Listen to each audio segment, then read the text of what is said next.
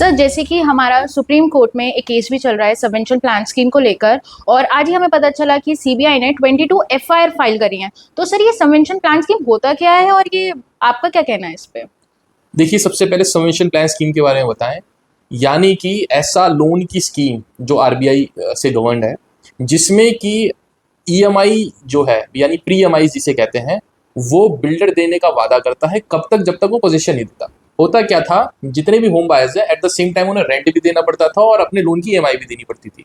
तो save guard them from double payment, तो बिल्डरों ने मिल के और जो है वो बैंक्स ने मिल के सबवेंशन प्लान स्कीम आई, जिसमें कि बिल्डरों ने कहा कि हम ही सारी की सारी ईएमआई जो है आपकी टिल पोजीशन दे देंगे। प्री ईएमआई कहते हैं। Pre EMI basically interest component होता है।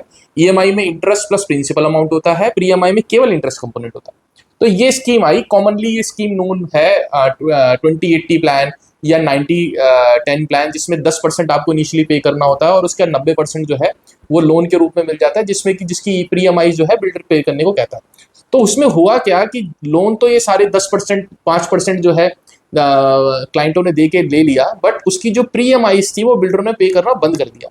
और कई केस में ये देखा गया कि प्रोफाइल फंडिंग हुई। प्रोफाइल फंडिंग यानी कि जो 5% 10% देना था वो भी बिल्डरों ने कैश उनके खाते में जमा कर दिया, उनके अकाउंट पे, या उनकी जो सारी की सारी सिबिल है या उनके जो लोन डॉक्यूमेंट्स हैं, उनकी क्रेडिबिलिटी है, लोन क्रेडिबिलिटी, लोन एप्टाइट, उसके ऊपर उन्होंने लोन ले लिया और एक जो है फ्लैट के अगेंस्ट पेमेंट करा दी, और प्रिंसिपल भी सारा चीज वो बिल्डर का था, बेसिकली उनके नाम पे एक लोन ले लिया।